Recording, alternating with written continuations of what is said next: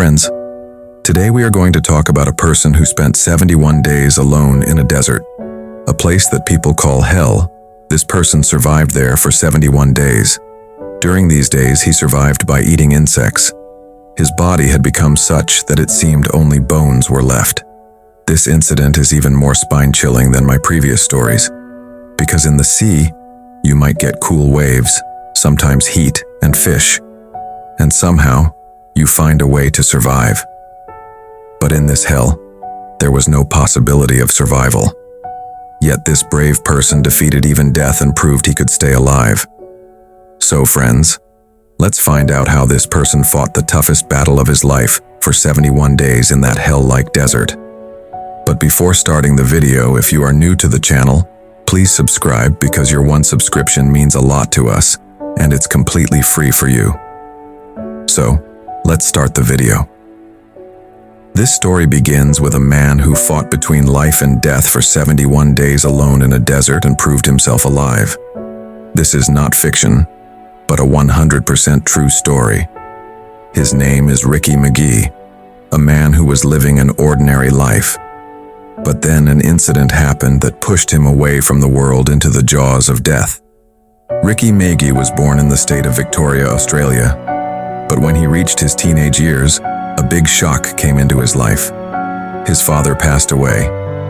At that time, Ricky wasn't very old, but he was mature enough to understand that the responsibility of the entire family now rested on his shoulders.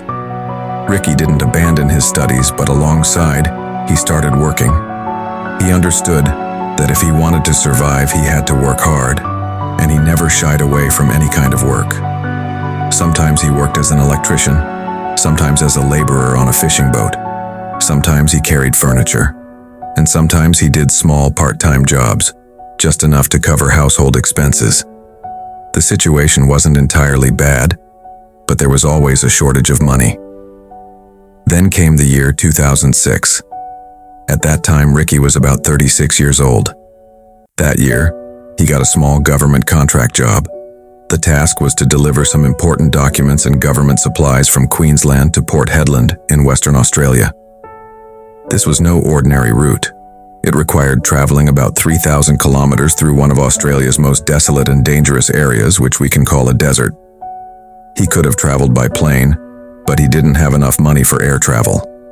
So he decided to travel in his old car. He filled the car with a large amount of petrol, took some food, kept water bottles, and set off on an extremely long, exhausting, and life-threatening journey. The route was the Outback Highway, a road surrounded by desolation and scorching land, where there's no mobile signal, and if the car breaks down, there's little hope of help arriving. Ricky drove slowly in his old car, listening to the radio.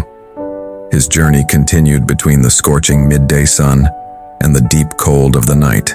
During this time, while passing through an area where no one could be found for hundreds of kilometers, he noticed a broken-down vehicle on the side of the road. 3 men were standing near it. They signaled and asked for help. Ricky stopped, showed humanity, and let them sit in his car. After a short distance, they said they were thirsty. One of them handed Ricky a bottle with a drink. Usually, Ricky opened his own bottles, but that day, for some reason, he let one of those men open the bottle and drank it without thinking. That's where his life changed. The drink was laced with some drug, a fast-acting sedative liquid. Within minutes, Ricky started feeling dizzy. His head became heavy, darkness clouded his eyes, and then a blackout. When he regained consciousness, it was too late. He was now lying in the middle of a desolate, silent, and barren desert, alone. No car, no shoes, no phone, no bag, no food, no water, nothing. Those 3 men had drugged him, looted him, and left him in the desert to die. As Ricky gathered his senses and looked around, he realized there was no one around him. No help would come. He would have to fight this battle alone. Against himself, hunger, thirst, heat, animals, and the death that was waiting for him at every moment. Ricky McGee was now standing alone in the middle of that desolate desert.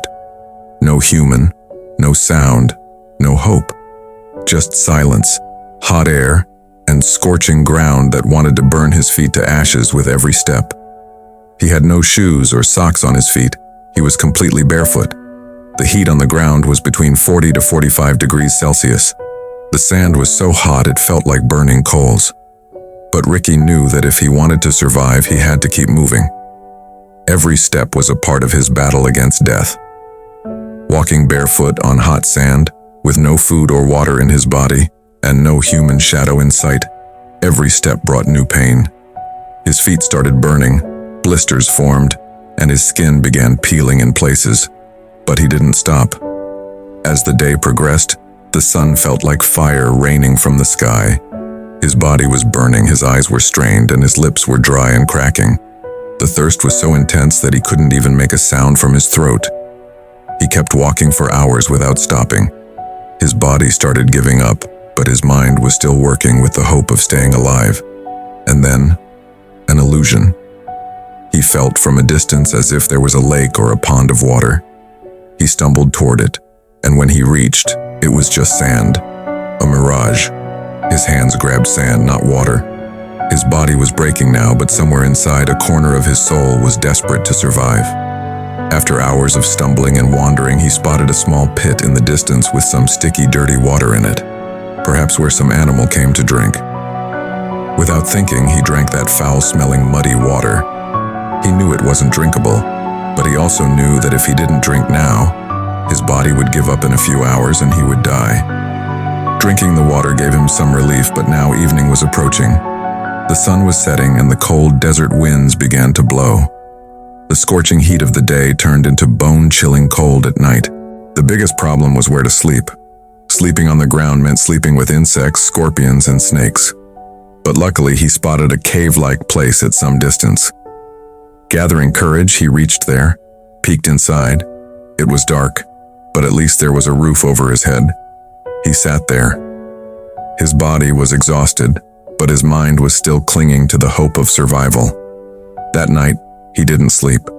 He stayed awake because insects and creatures were crawling in the cave. Some bit his feet, some his hands. But he knew this was nothing compared to death. If this was what he had to eat, he would eat it. For the first time in his life, he realized that a person doesn't die from hunger, but from a broken spirit. He was now eating anything to survive. Insects, flies, sometimes leaves, and sometimes even licking his own sweat to keep his body hydrated. That night, that dark, terrifying, cold night, was the longest night of his life. But he stayed alive because the battle wasn't over yet. Walking barefoot on the fire-spitting sand of the desert, Ricky was now staggering between consciousness and unconsciousness. His skin was burnt, his lips were parched, and his body had become a mere skeleton. He kept walking, but where? He didn't even know himself. Every step felt like a step toward death. Then, a miracle happened. A drop fell on Ricky's closing eyes, cool, soft, like the touch of an angel. It was as if the sky itself wept and signaled Ricky to stay alive. He looked up. Dark clouds were rumbling, lightning was tearing through the sky, and then heavy rain began. First, a few drops fell, and within moments it turned into a torrential downpour. In that desolate desert where every living thing died, nature seemed to shower life. Ricky didn't waste a moment. He fell to his knees and started digging the sand with both hands. He knew this could be his last chance. He dug 3 to 4 large pits. Each pit was a vessel of life for him. The rainwater started filling those pits. He kept scooping and drinking the water from them. He drank as much as he could because he knew no one could tell when the rain would stop. Ricky's fading breath seemed to find air again. His parched throat and cracked tongue felt life with every gulp. After about 1 to 2 hours, the rain stopped and the harsh reality returned. The sand slowly absorbed all the water. Whatever water was there sank into the ground. Ricky stared at the empty pits. Only mud was left now. But now the fire to live had reignited within him. By then, about 60 days had passed in the desert. Every day felt like centuries. His body had become a mere skeleton, with bones protruding. His face was unrecognizable. Sometimes he caught and ate a passing lizard, sometimes drank his own urine, and sometimes filled his stomach with just insects.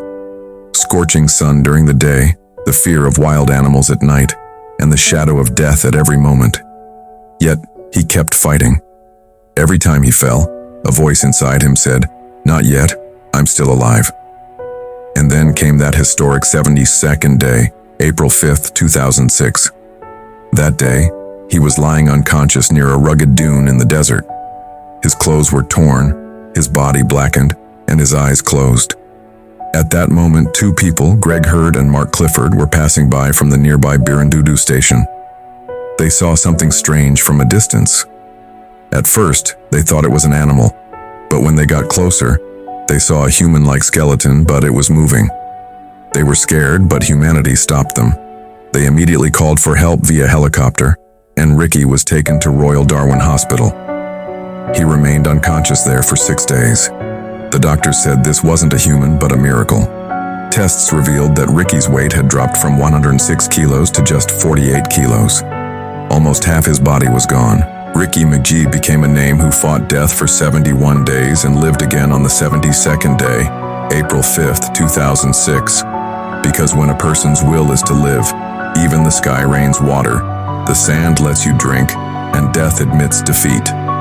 Thank you, friends, for watching this video till the end. A heartfelt thanks for that. Now think, if you were in this person's place, would you have survived for so many days? The comment section is open for you. Please share. We read every response. And yes, friends, don't forget to subscribe to the channel because your one subscription feels like a new member joining our family. So friends, we'll meet again with another spine-chilling true incident. Until then, goodbye and heartfelt thanks.